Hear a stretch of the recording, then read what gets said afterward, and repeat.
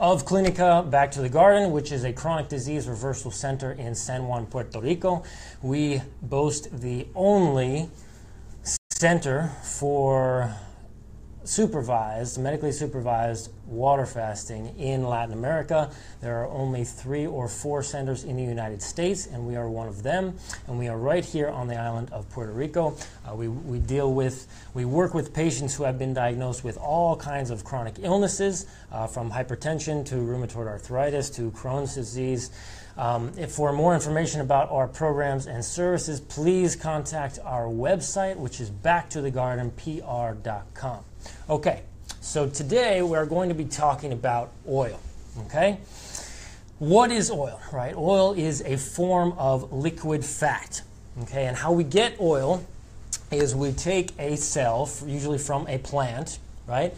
You can take a coconut cell or a corn cell or a safflower cell or a canola cell or an olive cell, right? And you need to extract the lipid from inside the cell. So how do we get at the lipid? Well, we use a solvent, or we use high amounts of heat, or we could also use a pressure to basically to rip open, to tear open and destroy the cell and get at the lipid component. We put that lipid into a bottle, and then we call that oil, right? That's our liquid fat, and then we pour it over our salad and we fry our vegetables in the oil. We use it for all types of things. So where does this idea that oils are health foods or health products, where does that come from? Well, mostly it comes from the Mediterranean diet. Okay, we've been hearing about the Mediterranean diet from the 1950s till today. People still talk about how healthy this diet is. So let's talk about a little bit more specifically what exactly is a Mediterranean diet. Well, a Mediterranean diet is based on a post-World War II diet of who? Of the Italians, right? And if you remember correctly, the Italians did not do so well during World War II, right? They were on the losing side. And so after a world war such as that, the whole country is devastated. There's destruction. There's really not a lot of food sources, certainly not enough money to be importing or exporting foodstuffs. The Italians were poor. Okay, so they're basically relying on the foods that are most readily and easily obtainable in their environment, which are what, right? What is easily obtainable in Italy? Well, it's very easy to grow grain. It's very easy to grow rice and wheat and barley and rye, corn products, as well as potatoes, right? So that becomes the base of their diet. And what we see is the Italians become very thin, right? After World War II, all the Italians are very thin and trim. They're doing lots of labor outside, and they are eating whatever they can find, which is really not very much food. Yes, they are eating small amounts of fish, but poor people do not eat rich food. Okay, poor people don't eat rich foods. Poor people eat the food that is the least expensive. Okay, and at that time, these are things that the Italians are growing in the countryside in abundance. Okay, they're certainly not eating lots of animal products, cheeses, and oil is a processed food which takes a lot of time and becomes very expensive to buy and use on a daily basis. So the idea that the Italians were utilizing olive oils in their diet post-World War II is just untrue. Fast forward, right, to today, where the Greeks and the Italians are what? Are they still slim and do they have low rates of cardiovascular disease? Absolutely not. They're the fattest countries in Europe. The Italians and the Greeks are very obese countries, much like the United States. And here's where we get people adding lots and lots of olive oil to their diet. They're putting goat cheese on everything and eating fish for every meal, and they call that Mediterranean diet, which happens to be very low in fruit and vegetable consumption. This is basically the opposite of what they were originally doing. So various oils have become popular in social media, as well as health professionals certainly promote different types of oils. Today, coconut oil and other tropical oils happen to be very popular. Okay, 20, 30 years ago, it used to be more olive oils And before that, in the early 1900s, it used to be cod liver oil, and then castor oil, and we moved to more vegetable-based oils like corn and canola and safflower and sunflower oils.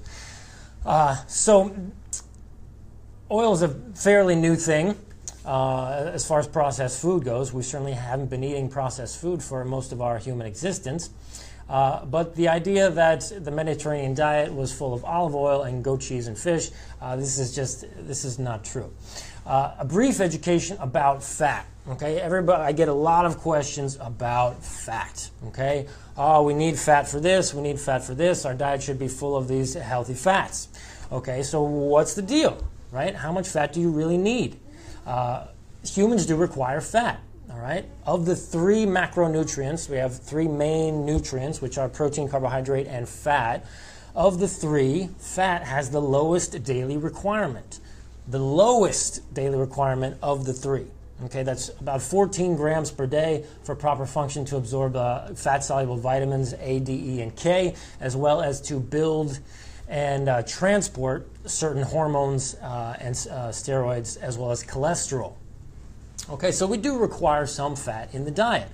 14 grams per day is not very much, but we do require some fat. Now, what specifically about the fat do we require, right? We require essential fatty acids. These are the fatty acids that the body does not make itself, right? There are only 2 essential fatty acids that the body does not make. The other fatty acids are not required in any amount in the diet because our body makes them in sufficient amounts. Okay? Before we get into exactly what kind of fatty acids, where can you get it, how much do you need, I need to clarify something. A lot of people think that it's a normal thing to be burning fat as fuel, right? People tell me, oh, we need to eat a lot of fat because the brain burns the fat and it uses it as energy. This is not true at all. Okay, the primary source of fuel of the body is glucose, okay, and the brain takes almost all of that fuel. Okay, the brain is burning glucose as a primary source of fuel, not fat. The only time our cells and neurons will choose to burn fat is when there are no other fuel sources, right? There's not a sufficient amount of healthy carbohydrates in the diet, or if you are sick, right? If you're sick, then your body is going to start utilizing some fat as a fuel source.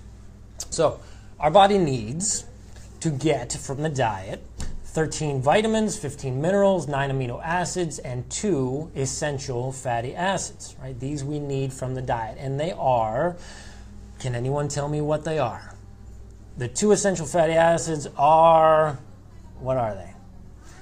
They're omega-3s and omega-6s, right? All the other fatty acids our body can make, and so they are not required in any amount in the diet at all. So how much essential fatty acid do we need? Well, 1.1 grams of omega-3s per day, and omega-6s we need a bit more. However, if you eat too many omega-6s, you will inhibit the absorption and utilization of the omega-3s. Does that make sense? So you want to keep a good ratio. Today, the ratio of omega-6s to omega-3s is entirely too high. So we should be decreasing the amount of omega-6s that we eat and increasing the amount of omega-3s to have a decent ratio. Where can you get sufficient fat in the diet? Okay? In general, where do we find fat in the diet? Most people think, oh, you need to eat the oil for the fat, and you need to eat, cheese and milk and butter and animal products for. Yes, those foods are full of fat. However, right, a food like corn, a simple grain, is 7% fat. Right, it's 4.7 grams in 100 grams. That's a fairly large amount of fat. Okay, it's in corn. Wheat, potatoes, rice, beans, these foods are 1 to 3% fat. Even bananas, mangoes, spinach, these foods have fat, right? If everybody understands that, please give me a thumbs up. If you don't, ask questions, okay? Write them out, ask questions. We will take them as we go. But the fat is in the food, okay? The point I'm trying to make is that the fat is in there already, okay? Just because, most of the energy you're getting from a banana is from carbohydrate, that doesn't mean it doesn't contain fat and protein. Okay, so the fat is in there. It's already in the food.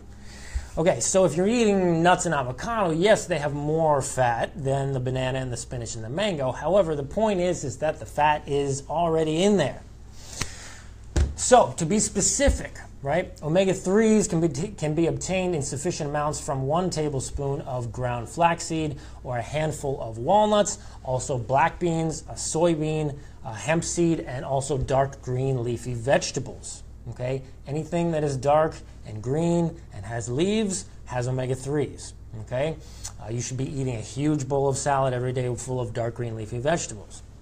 Omega-6s, right, let's clarify, 1.1, right? I said 1.1 grams of omega-3. That's all you need. That's like a handful of walnuts, not a huge mound like this, just a handful of walnuts. Fits in your hand. You could eat that in 10 seconds. That's all you need. Omega-6s are much more abundant in the diet. They come from vegetable oils, meat, eggs, cereals, processed grains.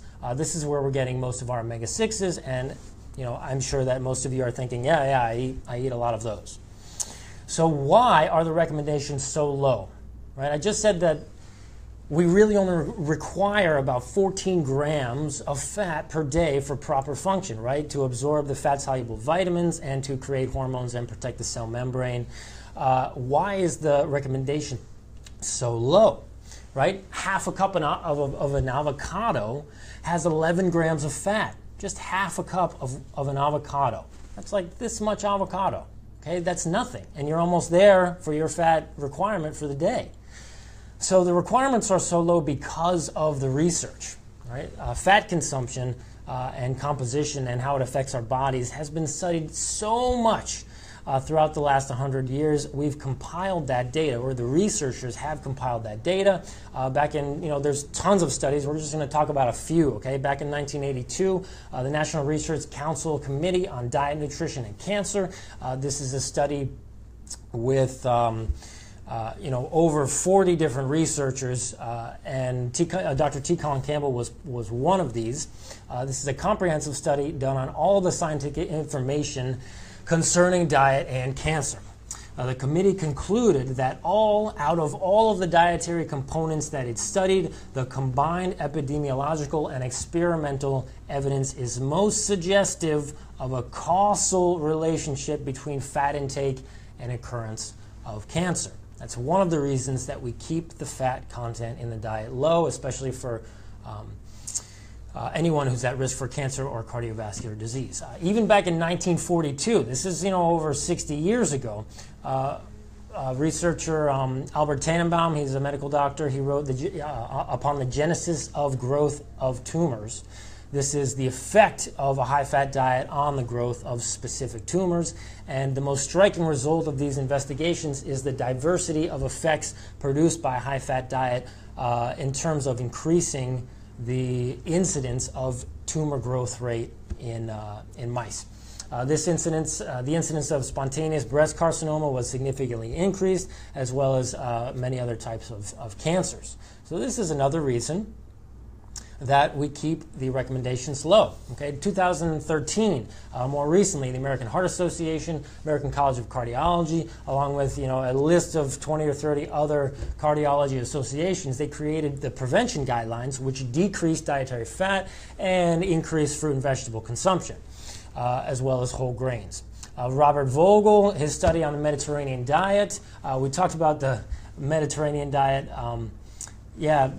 Lo siento que tú no puedes entender, pero tú puedes escuchar a mi esposa, doctora Joana. Por favor, esta conversación es para gente que habla inglés. Sorry you don't understand. Some of these people speak Spanish, so just go listen to my wife. She speaks in Spanish all too much. So she actually did a live on this specific information like 2 days ago. So go watch that. Okay. Robert Vogel is a very famous researcher, and he did this study on the Mediterranean diet and arterial function. So we actually took different fat contents in the diet using different types of fat and measured the arterial function, right? He measured the flow through the artery. Okay, and what he found is that we see the artery get paralyzed with a high-fat meal.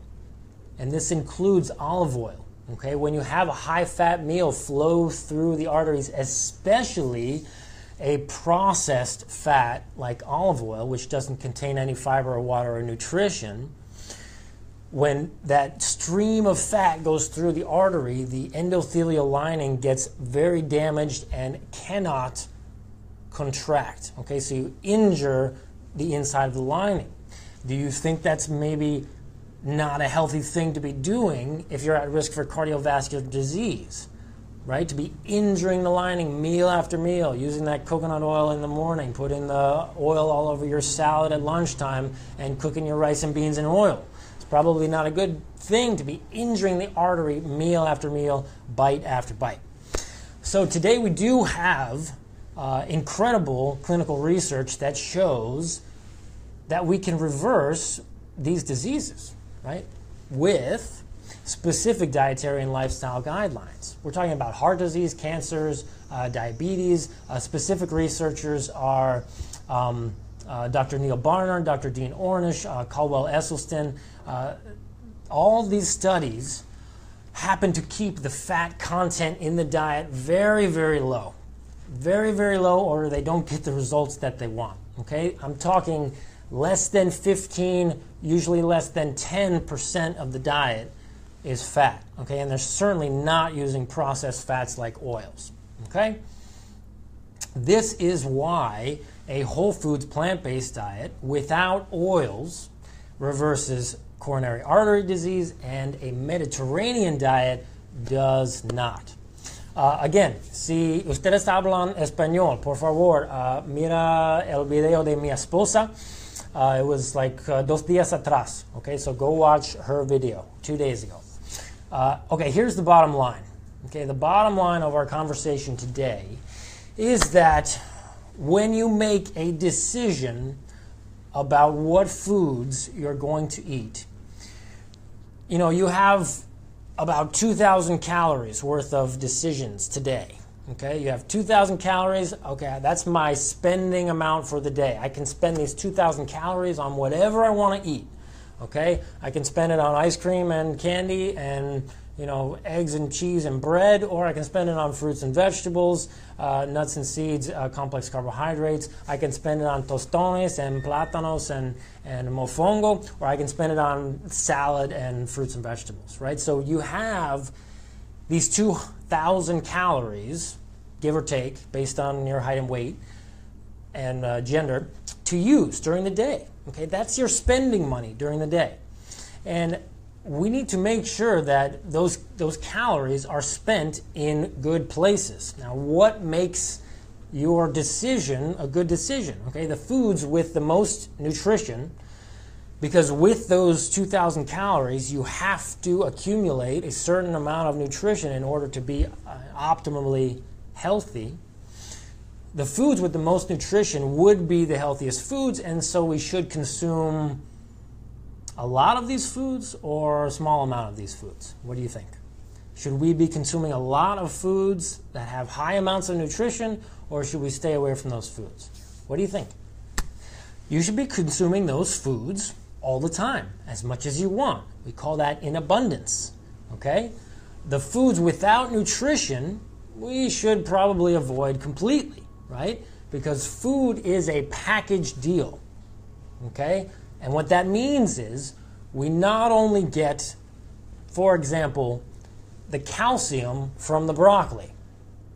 Okay? Does that make sense? You not only get the calcium from the broccoli, but you also get all the other minerals, the vitamin content, the phytonutrition, the fiber, the water, the protein, and the essential fatty acids. You're also getting the essential omega-3s from the broccoli. Okay? All of those constituents work together in harmony to provide what? To provide healthy digestion, absorption, assimilation, and excretion. When we separate one part of the food and put it in a bottle and sell it as a health food product, you lose that harmony. right? What exactly are you losing? Okay? If everybody understands, give me a thumbs up so far. If you don't, ask so we can go back. So when you take apart one piece, when you extract that lipid from the cell, right? Let's take, for example, coconuts, okay? You take a coconut cell and you rip open that cell, and the cell is just such a beautiful, piece of nature right there. It's got everything in there. It's that cell membrane, that cell wall, and inside you have the protein and carbohydrate and the vitamins and the minerals, and you have all the water and all the fiber and all the phytonutrition, and everything's in there. And then you rip it open and you just take out a lipid component and you put it into a bottle, okay? And you lose all of the nutrition. Right? So all that nutrition that came from that coconut cell or that corn cell or that olive cell is gone. And if you don't believe me, and certainly you shouldn't take my word for it, you should go look it up. Go to Google, look up nutrition facts for coconut oil, olive oil nutrition facts. Okay? And look at what's in there. Nothing. There is nothing in there. All right, there's no water, there's no fiber, there's no protein, there's no essential fatty acids, there's no vitamins, there's no minerals. There might be trace amounts of one or two things, trace. Okay, but we're certainly not eating the olive oil for trace amounts of nutrients, right? The food you should be consuming on a daily basis, meal after meal, is food that is high in nutrients and low in calories, okay?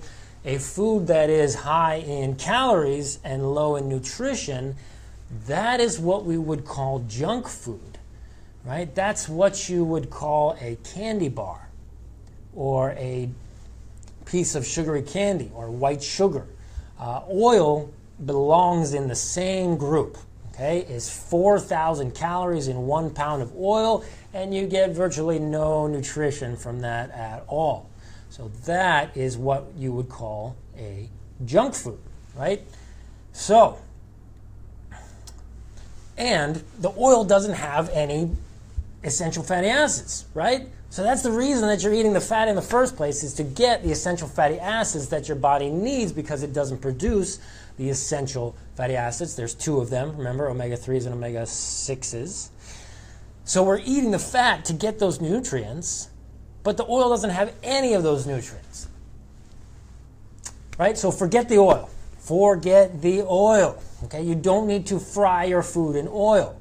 And yes, saute is a fancy word for fry. Right? It sounds healthier. Oh, I'm just going to saute my food here and just lightly saute everything and all my delicious vegetables and make a very healthy meal. All you're doing is frying your food in oil, okay? It's a frying pan you're using. It's not a saute pan. That's a frying pan. You put oil in the frying pan and you stick your vegetables in there and you fry them in oil, okay? It's the same thing. Sauteing the vegetables, you do not need to use oil, right? You can use a small amount of water. You can also use vegetable broth and stir fry your vegetables in vegetable broth. You can also steam your vegetables, right? This is very simple.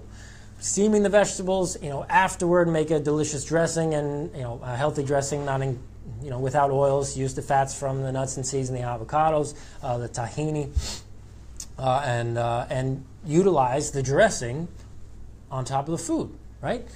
You certainly do not need to cook your rice and beans in oil. Okay, they cook very well without oil, and in fact, when you stop using the oil, the food is going to taste much better. Because when you coat your food in oil, you block the taste buds, as well as you block the elements in the food, the minerals. You coat everything in fat, so then you can't taste the food at all. Right? The vegetables actually become much more tasty when you stop utilizing the oil. Okay? You can stir fry your vegetables in broth. You can steam vapor them. You can steam them. You can also put them in the oven, right? Use some parchment paper, lay down parchment paper, and so you don't ruin your oven. And it's very simple. Let's go back up here and answer a couple questions. Right, simple rule of thumb. Danny Santiago, very nice, thank you very much. It does. If it comes directly from nature, from the ground, a tree or a bush, right, the food should look like it's grown. Okay, a piece of corn, corn on the cob, that doesn't look like a corn tortilla or corn oil or corn syrup, right? Or a corn chip, right? The corn looks like corn. So if it doesn't look like corn, maybe you don't want to be eating it. Okay, so that's no nutrition, aka empty calories. That's exactly right. Empty calories would be what a junk food is.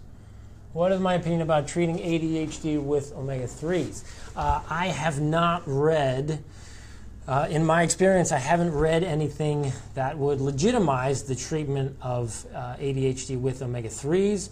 What I have read is that we used to believe that treatment with fish oils and other omega-3 supplements would help with cardiovascular disease, but the recent research says that this is absolutely not the case, and that actually the incidence of cardiovascular disease, heart attack, stroke, actually increases with those people who are supplementing with omega-3s. Now, your question brings up another question. Why, what is the cause of the symptoms of ADHD, right? Does this kid or adult with this problem have a healthy diet? Are they eating lots of omega-6s? Are they eating animal fats and other oils? Are they eating a bunch of things that are causing the problem? That's probably going to be a much better avenue as far as finding a solution to your problem, right? You actually want to go and look for the cause of the problem and address that before you're really going to have any success. I really have not seen any success in the literature or clinically with omega-3 supplementation and treating ADHD. However, we do see a lot of successful cases when we go and look for the cause of those problems and address them, right? That usually involves a fast of some kind, trying to figure out and address any elements that are coming from the digestive tract, and of course interesting that person in eating a health-promoting diet, which is free of the things that would have caused the problem in the first place. Does that make sense? Thank you guys for tuning in. I'm going to roll up here and see some more questions. Are there benefits between animal fats and vegetable fats and oils? Well, Danny Santiago, I'm going to tell you something here that is very important. Maybe you've heard it from me before, but just because something is less bad doesn't make it good, right? The vegetable oils and fats certainly have less of an implication in creating heart disease and some cardiovascular diseases. However, the addition of those vegetable fats to your diet will not help as far as preventing, treating, or reversing those diseases, right? So we want to be trying to address the things that actually make a difference, which would be to decrease or eliminate all of the animal fat in your diet coming from meat, fish, fowl, eggs, dairy products, and also the processed foods, right? With vegans, typically vegans, of course, there are many vegans who say they're vegan, but they're still eating eggs and dairy products. That would be vegetarian, that wouldn't be vegan. If you're vegan, you're not supposed to be eating any animals. And so the vegans do tend to be slightly healthier than someone who's eating a standard American diet, but that really depends. See, they've only gotten rid of half of the they've only improved their diet about halfway. They've gotten rid of, animal products. The other half of the equation is now to get rid of the processed foods. All right, and the processed foods come from oils, flour, sugar, and of course the addition of a lot of excess salt in the diet. That's what processed food is made of. If you go in the supermarket and you turn around the box that you're thinking about buying, whether it's cereal or crackers or whatever kind of processed food, you're going to find one of those ingredients in there, okay? It's going to say salt, it's going to say oil, it's going to say sugar, and there's certainly going to be some flour in there. So getting rid of the animal products as well as the processed foods that would be what you're really attempting to do. If you're going to substitute the animal fats for vegetable oils, that might be slightly better, but again, just because it's not that bad doesn't make it good or healthy. So that's something that I probably wouldn't recommend doing. Let me go through a couple more comments here. I'll go back down. Any other questions? Danny Santiago, so I need to eliminate coconut oil from my daily cholesterol.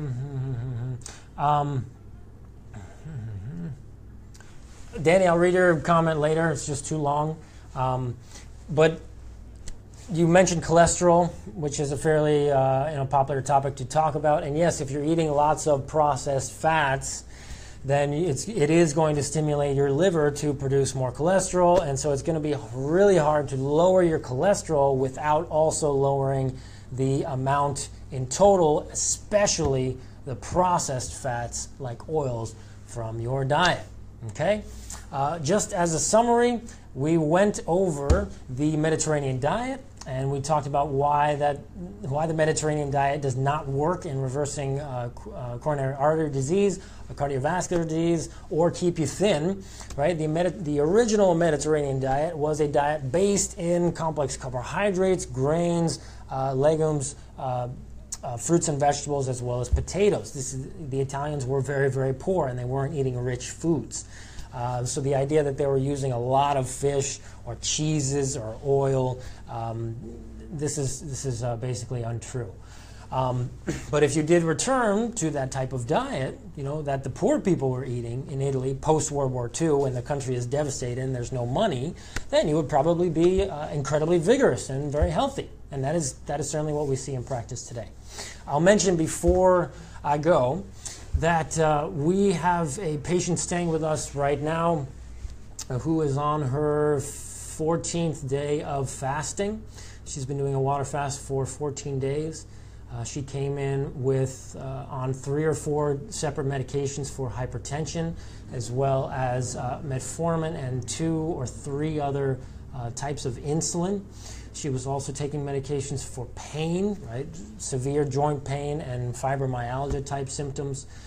She's also, there were, something to thin her blood because she had recently had a cardiovascular event. And she came in, and right now, of course, she's not on any of those medications anymore. Her blood pressure is now normal. Her blood sugar is absolutely normal. And those conditions are soon going to be in the past for her. So she's looking forward to coming back to life and starting to eat food again and getting back on a very healthy diet. Now, she's made incredible changes. However, we need to educate her to the fact that she will really only maintain those changes in a long period, over the long term, to the degree that she can maintain a healthy diet, right? If she does maintain a healthy diet, her blood pressure is going to stay down. Her blood sugars will remain normal. She won't have to utilize the insulin or the metformin or the numerous other medications that she was on. The swelling in her legs and her joints has disappeared, so there's no more pain. She can walk again. She's somewhere in her 50s or 60s, and now for the first time she's really just being able to walk without pain, and that's a huge improvement for her, and she's very happy about that. So like I said, to the degree that she can maintain the diet, a healthy diet, she will maintain those gains. But if she does go back to eating a lot of processed oils, she's Puerto Rican, so everybody over here is cooking their rice and beans in oil and cooking their mofongo in oil, and everything is cooked in some type of oil or lard. They use a lot of the animal lard to cook in the bread to make it nice and soft and tasty.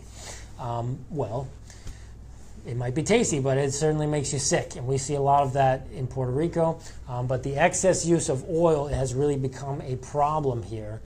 And so one of the things we notice in the clinic is if we can immediately get them off the amount of oil and the other high-fat animal products that these patients do exceptionally well.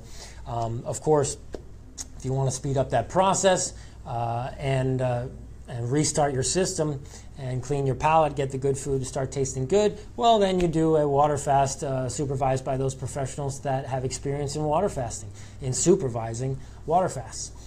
We have the only clinic in Latin America that medically supervises water fasts. Our patients come and stay with us for a certain period of time, and we get to watch them get well. Thank you guys very much for coming, and if you have any comments, leave them below. If there's something specific you want me to talk about or answer, give me some comments, okay? Happy to answer everybody's questions, and give me a thumbs up if you guys enjoyed it, and we'll see you guys later. All right, bye-bye.